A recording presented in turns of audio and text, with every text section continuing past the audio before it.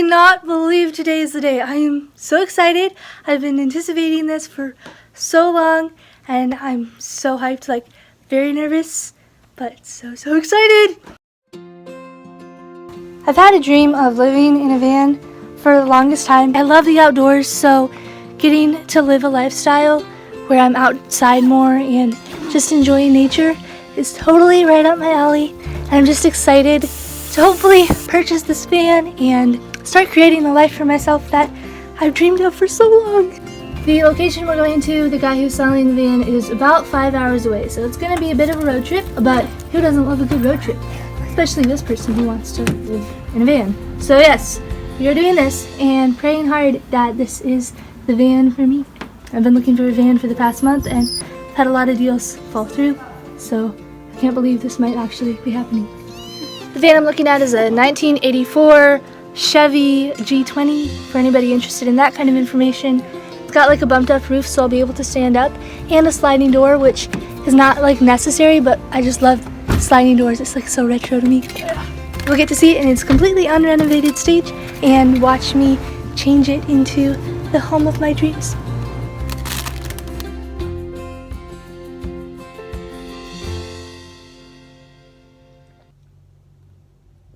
Hi, editing Elana here. Something I forgot to mention is that I hadn't gotten the location for the van. We knew what town he was in based off of his Facebook page. So we looked up his name online, on Google, whatever website you look up people on, and we found what we thought was his phone number and what was definitely his address, because when we went to the address, the van was there. So that's where we were at this point. We are 3 minutes away from the van, potentially. There's a gas station up there because I have to pee. But we're gonna go that way in a minute to go to the van. But the guy hasn't messaged me all day. The van's right there.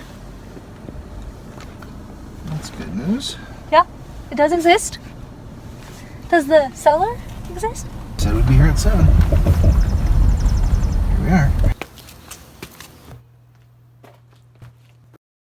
So this is when things start to get a little bit crazy. I stopped recording at this point for the most part because stuff started to go in completely unpredictable directions, and I just needed to focus on what was going on. But essentially, as you saw, the guy was not at his house, and we had driven 5 hours to come pick up this van at 7 o'clock, and he wasn't there. So we decided to wait around, and we stayed there for 45 minutes at his place, and he never showed up. Dad and I took on this role of detectives, investigators, trying to find this guy and hunt him down. How do I find a guy live? We're being detectives out here, boys.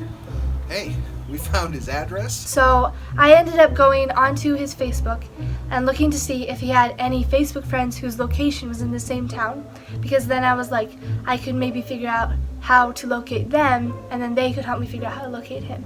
We did find somebody on his Facebook account who lived in the same town as him, and so we looked him up online, found his phone number and his address. So we went to his house in town, and there was a lady who was just outside the house. She was just a young woman, and we're like, hey, and we told her the situation. We're like, we're looking for this guy. We really need to meet him because this van is great, but he's not here, and we're gonna have to go home tomorrow because we live so far away. And she's like, wow, that's a sucky situation to be in, and I'll see if I can help you out. So we told her his name, and she's like, oh, I think that's Potsy. And so apparently there's like this neighborhood nickname for the seller. So she calls her husband, who isn't at the house, but this is the guy we looked up on Facebook. She calls him, and he's like at a race or something, I'm not sure.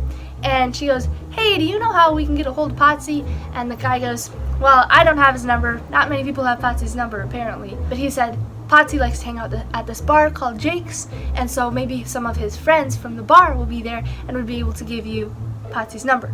So she gave us that information from her husband as they talked on the phone, and we thanked her, and so me and my dad headed to the bar in town. I stayed out in the car, and I was out there for probably 15 minutes, and my dad was inside trying to get this guy's number.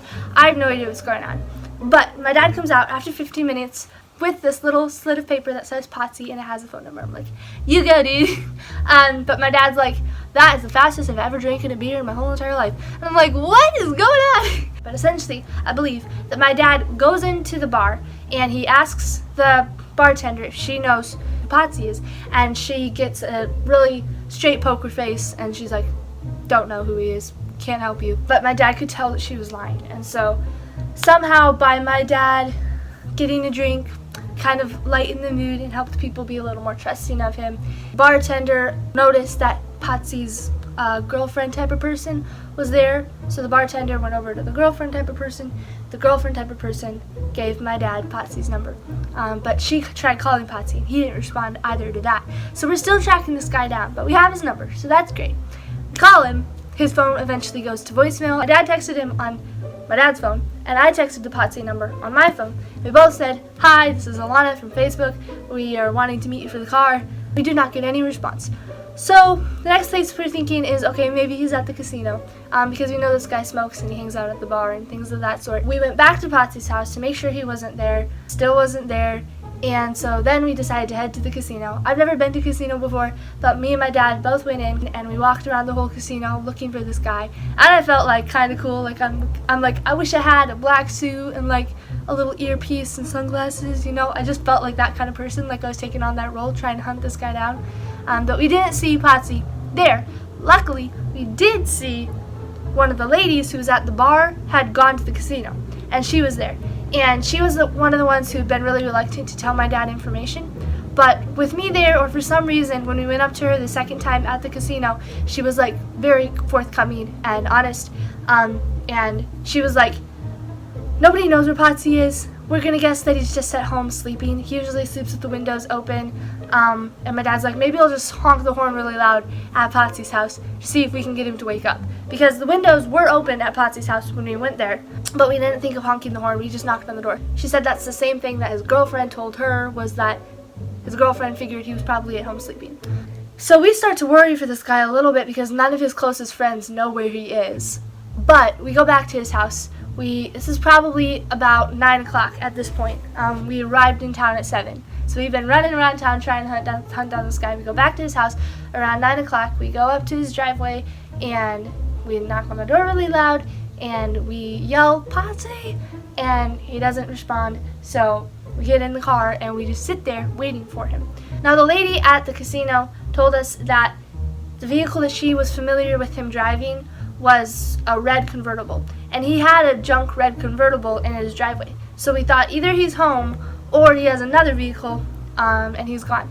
But we figured he was home because she said that's the vehicle she recognized as his. So we sat there and we waited maybe for him to come out, but mostly what we did was we just called him on the phone over and over. And I think my dad called him probably 12 times.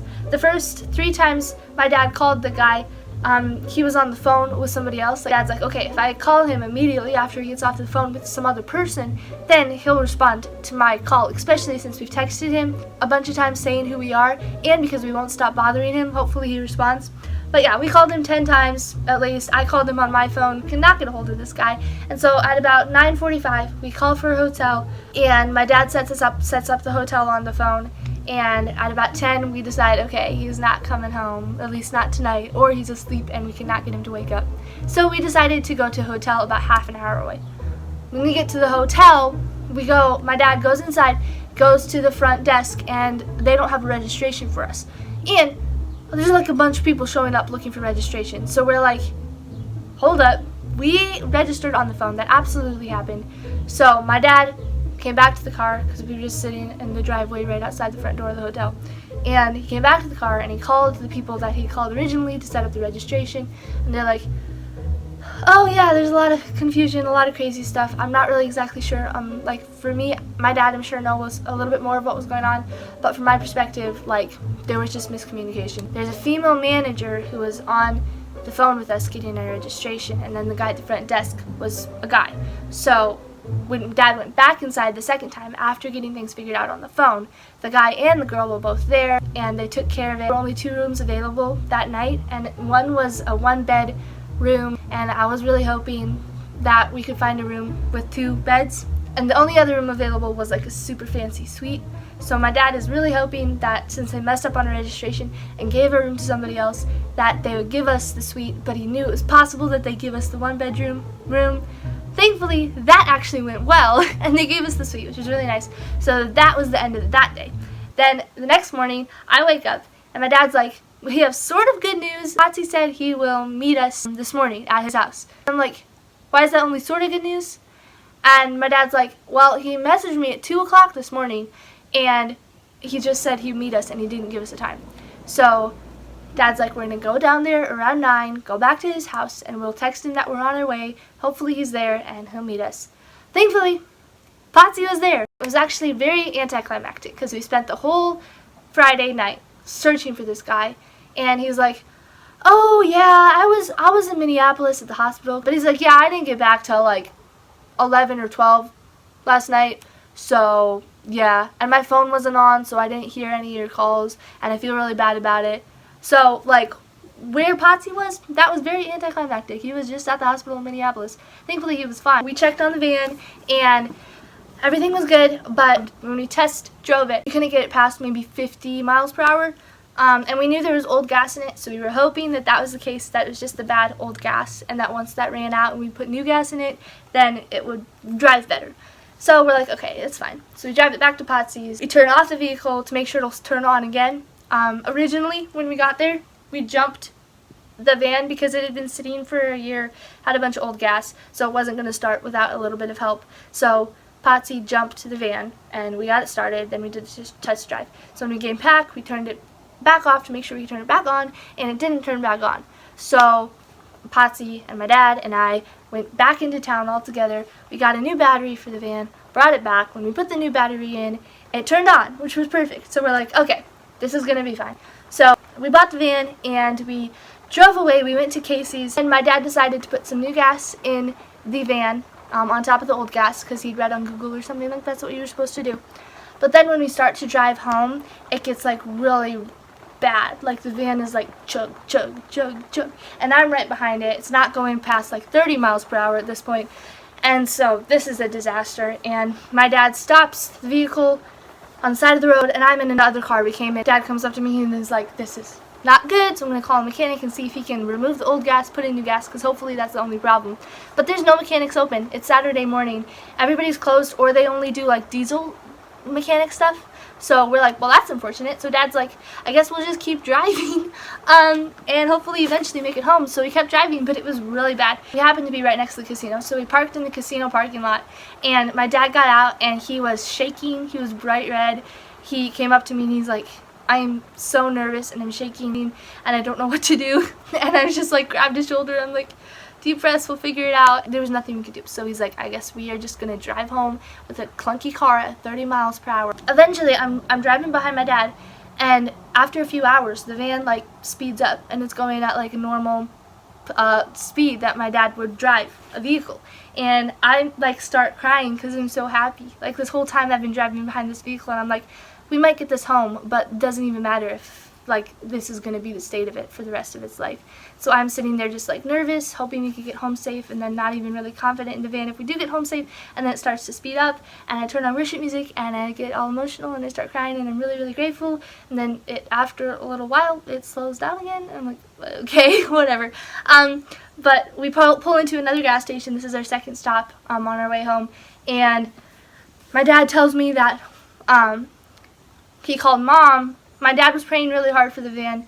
He called Mom about the van. This was before it started getting better. He called my mom about the van, and my mom called some friends in Wyoming about the van, so everyone was praying for it. And my dad said that the second that he crossed the Iowan border, like, it pretty much fixed itself and was driving normal, which was really great for a while. Then after that gas station, when we just got back on the road, it was going slow again, and it was chugging. And then, like, after some time, it sped up again. So it was kind of going back and forth, but just in my head, like the possibility that it could get up to 65 still, like that was still possible for it, like that was all the hope that I needed. I was just so grateful that my dad was there to help me with everything because it was so crazy. But the van is home safe. It was a really fun adventure. I'm honestly grateful that it happened because it was a really good bonding time for me and my dad. It was a really fun story, and I'll continue sharing about the van as I make changes to it. Yeah, that's the story of me purchasing my van. I'm so happy it worked out. Praise the Lord.